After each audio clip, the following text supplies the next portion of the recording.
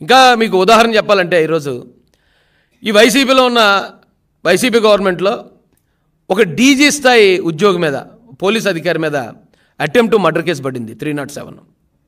ఒక ఎస్పీ స్థాయి అధికారి, డీజీ స్థాయి అధికారి అంటే పివి సునీల్ కుమార్, ఎస్పీ స్థాయి అధికారి సీతారామాంజనేయులు గారు 307, జగన్మోహన్ రెడ్డి గారి మీద 307. అంటే వీళ్ళు ప్రభుత్వ హయాంలో ఉన్నప్పుడు సొంత బాబాయిని కూడా నరికి చంపుకున్నారు.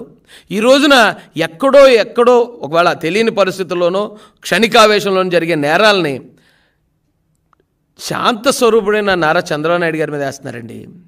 నారా చంద్రబాబు నాయుడు గారు మమ్మల్ని దాడులు చేయమని తెలుగుదేశం కార్యకర్తలకు చెప్పరండి. ఆయన మేము ప్రతిపక్షంలో ఉండి మేము దాడులకు గురవుతున్నప్పుడు, హత్యా ప్రయత్నాలకు గురవుతున్నప్పుడు, తప్పుడు కేసులకు గురవుతున్నప్పుడు, సార్ మన గవర్నమెంట్ వస్తే మేము ప్రతీకారం తీర్చుకునే అవకాశం మాకు కావాలని మేము అడిగినప్పుడు నారా చంద్రబాబు నాయుడు గారు మాతో మాట చెప్పారండి. ఆయన ఒక కథ చెప్పారు మాకు. ఒక స్వామీజీ ఒక శిష్యుడు కలిసి వెళ్తూ ఉంటే ఒక చిన్న కాలువలో ఒక తేలు కొట్టుకుపోతుందటండి. కొట్టుకుపోతుంటే దాన్ని చూసిన స్వామీజీ ఇమీడియట్గా ఆ తేలు ప్రాణాన్ని కాపాడడానికి ఆ తేలుని పట్టుకున్నాడు చేతితో. పట్టుకుని దాన్ని ఇలా ఒడ్డు మీద చేర్చేలోపే 10-15 సార్లు దాన్ని ముళ్ళు గుచ్చేసిందట ఆయనకి, స్వామీజీకి. అయినా కూడా స్వామీజీ ఆ తేలిని బయట విడిచిపెట్టాడు. అప్పుడు శిష్యుడు అడిగాడట, స్వామీజీ మీరేమో దాని ప్రాణం కాపాడదాం అనుకున్నారు, అది చూస్తే మిమ్మల్ని ముళ్ళు గుచ్చేస్తుంది కదా అంటే ఆయన మాట అన్నాడట, ముళ్ళు గుచ్చడం అనేది దాని నైజం, కాపాడడం అనేది మనిషిగా మన నైజం. దాని నైజం కరెక్ట్గానే చేసింది, మన పని కూడా మనం కరెక్ట్గా చేయాలి అని చెప్పారట. సేమ్ నాకు మా అందరికీ కూడా ఆ రోజున చంద్రబాబు నాయుడు గారు చెప్పింది అదే. వీళ్ళు నేరస్తులు, వైసీపీ వాళ్ళు నేరస్తులు కాబట్టి వాళ్ళు నేరాలే చేస్తారు, వాళ్ళు దాడులే చేస్తారు, వాళ్ళు హత్యలే చేస్తారు. కానీ తెలుగుదేశం పార్టీలో అందరూ నాయకులు ఉన్నారు, లీడర్ ఎప్పుడు కూడా ప్రజల కోసం ఎన్ని దాడులైనా తట్టుకుని ప్రజల కోసం పనిచేస్తాడు తప్ప తిరిగి దాడులు చేస్తే వాళ్ళకి మనం నేరస్తులు అవుతాం. కాబట్టి వాళ్ళు అలాంటి నేరాలు చేశారు కాబట్టే ఈ రోజున 11 సీట్లకి ప్రజలు వాళ్ళని పరిమితం చేశారు. ఇక్కడ నారా చంద్రబాబు నాయుడు గారు ఆయన చంపేద్దాం అనుకున్నారు, ఆయన మీద దాడులు చేశారు, తప్పుడు కేసులు పెట్టారు, జైల్లో ఆయన చంపేద్దామని ట్రై చేశారు. నారా లోకేష్ గారి మీద 1-10 సార్లు దాడులు చేపించారు, రాళ్ళు ఇచ్చి కొట్టించారు, ఆయన చంపుదామని ప్రయత్నించారు. తెలుగుదేశం పార్టీ కార్యకర్తలు అందరి మీద, తల్లి లాంటి భువనేశ్వరమ్మ మీద ఎంత దారుణమైన నేరస్తులు వెళ్ళు. జగన్మోహన్ రెడ్డి గారి నేరస్తుడు, అవినాష్ రెడ్డి మర్డర్ కేసులో నేరస్తుడు, అతను ఆల్రెడీ బెయిల్ మీద బయట ఉన్నాడు. ఈ అనంతబాబు అనేవాడు చంపేసి డెడ్ బాడీ ఎమ్మెల్సీలు, ఎమ్మెల్యేలు, మంత్రులు, అంబటరాంబాబు మంత్రి మహిళలతో అసభ్యంగా ప్రవర్తించాడు. గోరంట్ల మాధవ్ ఎంపీ మహిళలతో న్యూడ్గా వీడియో కాల్ మాట్లాడుతూ దొరికేశాడు. ఇంత నేరస్తులని ఈ భూతాలన్నింటినీ 2024 ఎలక్షన్తో మొత్తం సమాధి చేసి పారేశారండి నారా చంద్రబాబు నాయుడు గారు. అలాంటి వ్యక్తి ఈ రోజున రాష్ట్రాన్ని అభివృద్ధిలోకి తీసుకెళ్తా ఉంటే ఇది నేరాంధ్రప్రదేశ్గా మారిపోయిందట. ఇక్కడి నుంచి టీడీపీని క్విట్ చేయాలట. వీళ్ళు మాట్లాడే మాటలు, వీళ్ళు చేసే ప్రచారాలు. నేను ఈ రాష్ట్ర ప్రజలకి ఒకటే చెప్పాలనుకుంటున్నానండి, నారా చంద్రబాబు నాయుడు గారు ఇక్కడున్న మంచి వ్యక్తులందరి సహకారంతో ఈ వైసీపీ భూతాలన్నింటినీ సమాధి చేశారు. ఆ సమాధి నుంచే మళ్ళీ ఆ సమాధిని బద్దలు కొట్టుకుని ఎలాగైతే అరుంధతి సినిమాలో విలన్ బయట రావాలనుకున్నాడో ఈ భూతాలన్నీ మళ్ళీ అలా బయట రావడానికి ప్రయత్నిస్తున్నాయి. ఈ భూతాలను కనుక ఆ సమాధుల్లోంచి బయటికి రానిచ్చామా ఈ ఆంధ్రప్రదేశ్ని మొత్తం శ్మశానం చేసేస్తాయి. ఈ ఆంధ్రప్రదేశ్ని మొత్తం శ్మశానం చేయడానికే వాళ్ళు ఈ రోజున ఇలాంటి తప్పుడు ప్రచారాలతో మళ్ళీ ఎలాగైనా మళ్ళీ మన ఓట్లు సాధించి నెగ్గాలనే ప్రయత్నం చేస్తున్నారు. ఈ రాష్ట్ర ప్రజలందరూ అవసరమైతే 1-10 సార్లు ఆలోచించండి ఈ తప్పుడు ప్రచారాలని. ఒక్క వైసీపీ గవర్నమెంట్లో 600 మందిని చంపారండి, ఎస్సీలని, బీసీలని. ఆ చంపడానికి కారణం వాళ్ళ తగాదాలో, పాత కక్షలో కాదు, ఈ వైసీపీ చేస్తున్న మైనింగ్ మాఫియాను అడ్డుకున్నందుకు, వైసీపీ చేస్తున్న అక్రమాలని ప్రశ్నించినందుకు, వైసీపీ చేస్తున్న ప్రతి అన్యాయాన్ని ప్రశ్నిస్తున్నందుకు 600 మంది ఎస్సీ ఎస్టీ బీసీ మైనారిటీని చంపారు. దానికి సాక్ష్యాలు, ఆధారాలు పక్కాగా తెలుగుదేశం పార్టీ నుంచి దాని ఆధారాలతో పాటు ఈ బుక్స్ ప్రింట్ చేయడం జరిగింది. దీనిలో ఎవరిని ఏ డేట్లో ఏ కారణంగా చంపారు, చనిపోయిన కుటుంబం ఎవరు, చనిపోయిన వ్యక్తి ఎవరు, ఈ రోజున ఎక్కడో జరిగిన దాన్ని తీసుకొచ్చి తెలుగుదేశం పార్టీ ప్రభుత్వానికి అంటగట్టే ప్రయత్నం చేస్తున్నారు. ఇది చాలా తప్పండి. ఈ రాష్ట్ర ప్రజలు వీళ్ళు చేసి ఈ తప్పుడు ప్రచారాలని అర్థం చేసుకోవాలి. ఈ పిన్నెల్లి అనేవాడు ఒకడే దాదాపుగా 8 మర్డర్లు, దాడులు, 79 దాడులు, ఎస్సీ బీసీ మైనార్టీల మీద 51 దాడులు అటండి. ఆ 71 దాడుల్లో దీనిలో 8 మంది తెలుగుదేశం కార్యకర్తలను చంపించారట. దీనిలో క్లియర్గా ఉంది ఆ తెలుగుదేశం పార్టీ కార్యకర్తల పేర్లతో సహా. ఇంత క్రూరమైన క్రిమినల్స్ వీళ్ళ చేతికి అధికారం వస్తే అధికారాన్ని దుర్వినియోగం చేసి అమాయక ప్రజలను కూడా చంపించేసే వేళ్ళు ఈ రోజున రాష్ట్రంలో జరుగుతున్న ఎక్కడ ఏ మూలన ఏది జరిగినా దాన్ని తెలుగుదేశం పార్టీకి అంటగట్టే ప్రయత్నం, తెలుగుదేశం పార్టీ పరువు ప్రతిష్టలని భంగం కలిగించే ప్రయత్నం చేస్తున్నారు. దయచేసి ఆంధ్రప్రదేశ్ ప్రజలందరికీ చేతులు జోడించి నేను రిక్వెస్ట్ చేస్తున్నానండి, వీళ్ళ తప్పుడు ప్రచారంలో పడొద్దు. వాళ్ళ తప్పుడు ప్రచారాన్ని నమ్మి ఈ రాష్ట్రంలో చంద్రబాబు నాయుడు గారు సమాధి చేసిన ఈ భూతాలన్నింటినీ బయటికి మళ్ళీ రానివ్వద్దు. ఆ భూతాలను అక్కడే నాశనం చేయడం ద్వారా ఈ రాష్ట్రానికి మంచి భవిష్యత్తు ఉంటుంది. చంద్రబాబు నాయుడు గారు, లోకేష్ గారు వాళ్ళు నిరంతరం అభివృద్ధి వైపు వాళ్ళ పైన సాగిస్తున్నారు తప్ప ఎక్కడ కక్ష సాధింపులకి లేకపోతే ప్రతీకార దాడులకి వాళ్ళు ప్రోత్సహించట్లే. అలా ప్రోత్సహించేలా ఉంటే ఇదే తెలుగుదేశం పార్టీ మీద దాడి చేసిన ఏ ఒక్కడు ఈ రోజున ప్రాణాలతో భూమి మీద ఉండడు. తల్లి లాంటి మా భువనేశ్వరమ్మని ఎవరైతే అవమానించారో వాడెవ్వడో కూడా ఈ రోజున ఊపిరి పీల్చడం.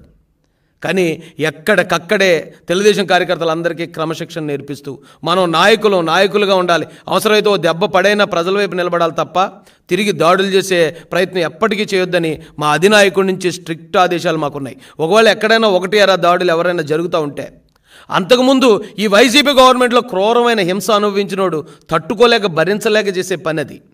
దాన్ని తీసుకొచ్చి తెలుగుదేశం పార్టీకి నారా చంద్రబాబు నాయుడు గారికి అంటగట్టే ప్రయత్నాన్ని ఇప్పటికన్నా ఆ సిగ్గులేని ఆ భూతాలు తెలుసుకోవాలని, వాళ్ళకి ఎంత చెప్పినా వాళ్ళకి ఎలాగ సిగ్గు ఉండదు కాబట్టి వాళ్ళు తెలుసుకునే ప్రయత్నం చేయరు కాబట్టి ప్రజలే దీన్ని అర్థం చేసుకోవాల్సిందిగా వీళ్ళ తప్పుడు ప్రచారాల నుంచి ఈ రాష్ట్రాన్ని కాపాడి మన రాష్ట్రాన్ని మన భావి భారత పౌరుల భవిష్యత్తును కాపాడుకోవాల్సిన అవసరం కూడా మనకే ఉందని తెలియజేస్తూ పత్రికా స్నేహితులందరికీ కూడా హృదయపూర్వకంగా ధన్యవాదాలు తెలియజేస్తూ నేను ముగిస్తున్నాను. నేను ఆల్రెడీ ఇది స్టార్ట్ అయినప్పుడు చెప్పాను సార్, ఎక్కడన్నా ఒకవేళ ప్రతీకార దాడులు అనేవి అవి రాజకీయ ప్రతీకార దాడులు కాదండి. మనం ప్రతిరోజు పేపర్లో చూస్తూ ఉంటాం, ఒక క్రైమ్ వార్తలు పడతానే ఉంటాయి. ఎక్కడో ఎవరికో సరిహద్దు తగాదా వచ్చింది, ఎవరికో ఏదో సొంత లావాదేవీలు ఉన్నాయి. ఇలా జరిగిన ప్రతిదాన్ని కూడా వీళ్ళు పార్టీకి అంటగట్టి తద్వారా ఇది మేము తెలుగుదేశం పార్టీ ప్రతీకార దాడులు తెగబడుతుంది 31 మంది. ఈ గవర్నమెంట్ వచ్చిన తర్వాత 8 మంది చనిపోయారు తెలుగుదేశం కార్యకర్తలు. అది పక్కాగా వైసీపీ కార్యకర్తల చేతిలో హత్య గావించబడ్డారు. దాన్ని తప్పుదోవ పట్టించడం కోసం, లేదా ఇప్పుడు రీసెంట్గా విజయసాయిరెడ్డి గర్భాధానం కార్యక్రమం ఒకటి జరుగుతుంది. ఆ గర్భాధానం అనే దాన్ని వాళ్ళ టాపిక్ డైవర్ట్ చేయడం కోసం ఇలాంటి తప్పుడు ప్రచారాలు చేస్తున్నారు సార్. ఇప్పుడు ఎన్సీఆర్బీ రిపోర్ట్ ప్రకారం ప్రతి 3 నిమిషాలకు ఒక మానభంగం జరుగుతుంది భారతదేశంలో. వాటిని కట్టడి చేయడం కోసమే మనకి పోలీస్ వ్యవస్థను ఏర్పాటు చేసుకున్నాం, కోర్టులు, జైళ్ళు ఇవన్నీ ఉన్నాయి. కానీ ఒక నేరం జరుగుతుందని ముందుగా ఊహించి దాన్ని ఆపే మెకానిజం ఇప్పటి వరకు భారతదేశంలో కాదని ప్రపంచంలో ఎక్కడా లేదు. ఈ భారతదేశంలో అన్ని చోట్ల జరిగేవే. మీకు ఉదాహరణ చెప్తాను. 2020, 2021, 2022కి ఎన్సీఆర్బీ రిలీజ్ చేసిన రికార్డ్స్ ప్రకారం 2021కి 1018 మంది మహిళల మీద అఘాయిత్యాలు జరిగాయి ఆంధ్రప్రదేశ్లో. 21, 22కి 1188 అఘాయిత్యాలు జరిగాయి ఆంధ్రప్రదేశ్లో. కానీ జగన్మోహన్ రెడ్డి అతని పార్టీ, అతని నాయకులు, అతని పోలీసులను ఉపయోగించుకుని చేసే నేరాలనే మేము ఎప్పుడు పాయింట్అవుట్ చేసాం తప్ప ఎక్కడో జరిగే కామన్ నేరాలని మేము ఎప్పుడు కూడా జగన్మోహన్ రెడ్డికి ఆపాదించలేదు. ఆ కామన్ నేరాలు ఏమైతే ఉన్నాయో వాటికి ఇమీడియట్గా ఇప్పుడు తెలుగుదేశం కూటమి ప్రభుత్వంలో తక్షణ చర్యలు తీసుకుంటున్నారండి. ఎక్కడైనా వాడు నేరానికి పాల్పడ్డాడు ఇమీడియట్గా అతన్ని అరెస్ట్ చేయడం జరుగుతుంది. అతన్ని 307 అయితే 307, 302 అయితే 302, రేప్ కేసు అయితే రేప్ కేసు వెంటనే పెట్టి అతన్ని రిమాండ్ చేయడం జరుగుతుంది. కానీ వైసీపీ హయాంలో ఒక దళితుడికి శిరోమండనం చేయించాడు జక్కంపూడి రాజు అనే వ్యక్తి పోలీస్ స్టేషన్లో పెట్టి. రాష్ట్రపతి దగ్గర నుంచి లేఖ వచ్చినా సరే అతన్ని అరెస్ట్ చేయలేదు. ఈ అవినాష్ రెడ్డి అనే వ్యక్తి అతను నేరం చేశాడు, మర్డర్ చేశాడని సిబిఐ కన్ఫర్మ్ చేసిన తర్వాత కూడా జగన్మోహన్ రెడ్డి అతను నాకు ఇంకొక కన్ను అని చెప్పి వెనకేసుకొచ్చాడు. ఈ పిన్నెల్లి రామకృష్ణారెడ్డి ఎవరైతే ఉన్నాడో 8 మర్డర్లు వీళ్ళ అనుచరులు చేస్తే పిన్నెల్లి చాలా సౌమ్యుడు అని చెప్పుకొచ్చాడు ఎవరు జగన్మోహన్ రెడ్డి. కానీ చంద్రబాబు నాయుడు గారు అలా కాదండి. ఆయనకి సొంతోళ్ళు, బయటోళ్ళు, పగోళ్ళు అనేది ఏముండదు. చట్టపరంగా ఎవరైనా నేరం చేస్తే చట్టపరంగా వారిని శిక్షించదు. ప్రభుత్వం చేయాల్సిన పని ప్రభుత్వం తూచా తప్పకుండా చేసుకెళ్తుందండి. అయినా కూడా ఆ జరిగిన ప్రతిదానికి ఎక్కడో ఇప్పుడు 3 మైనర్లు కలిసి ఒక మైనర్ బాలికను రేప్ చేశారన్నారు. దానికి తెలుగుదేశం పార్టీకి ఏంటి సార్ సంబంధం? దానికి కూటమి ప్రభుత్వంకి ఏంటి సంబంధం? ఆ కుర్రోళ్ళని అడిగితే వాళ్ళు ఏమన్నారట, ఇంటర్నెట్లో మేము వీడియోలు చూసి మేము అది చేయడం జరిగిందట.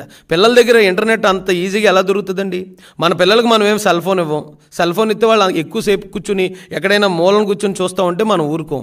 వాళ్ళ దగ్గర జగన్మోహన్ రెడ్డి కేవలం కమిషన్ల కోసం కక్కుతుపడిచిన ట్యాబ్లు ఉన్నాయి. ఆ కమిషన్ల కోసం కక్కుతుపడిచిన ట్యాబ్లో వాళ్ళు సాఫ్ట్వేర్ మార్చారు. సాఫ్ట్వేర్ మార్చి దానిలో చెడ్డ వీడియోలు చూడడం, వాళ్ళేమో ఆ ట్యాబ్ తోటి ఉంటే ఏదో స్కూలు పని చేసుకుంటున్నారేమో అని చెప్పి తల్లిదండ్రులు అనుకుంటారు. వాళ్ళ దగ్గరికి అంటే వయసును బట్టి మనం అందించే టెక్నాలజీ కూడా ఉండాలండి. వయసుని మీరిచ్చే టెక్నాలజీ మనం విదేశాల్లో లాగా, వెస్ట్రన్ కంట్రీస్లో లాగా మనం చిన్నప్పటి నుంచి పిల్లలకి హై స్కూల్ దగ్గర నుంచి మనం సెక్స్ నాలెడ్జ్ ఇవ్వం. వాళ్ళకంటే వాళ్ళకి ఏ టైంలో ఏ టెక్నాలజీ ఇచ్చినా వాళ్ళు దాన్ని కంట్రోల్ చేసుకోగలుగుతారు. మన పిల్లలకు వచ్చేటప్పటికి మనం వయసును బట్టి ఇవ్వాలి. మనం ఒక సెల్ ఫోన్ కొనాలంటేనే డిగ్రీ చదువుకుంటే తప్ప మనం చిన్నపిల్లలకు కొనం. ఇక్కడ జరిగే ప్రతి నేరం, ఇప్పుడు జరుగుతున్న ప్రతి హత్య, ప్రతి నేరం, ప్రతి మానభంగం, దీనికి కారణం వైసీపీ పెంచి పోషించిన గంజాయి, వైసీపీ ఈ రాష్ట్రానికి దిగుమతి చేసిన డ్రగ్స్, వాళ్ళు చేసిన ఇక్కడ జరిగే ప్రతి నేరానికి పునాది వైసీపీ ప్రభుత్వంలోనే ఉంది.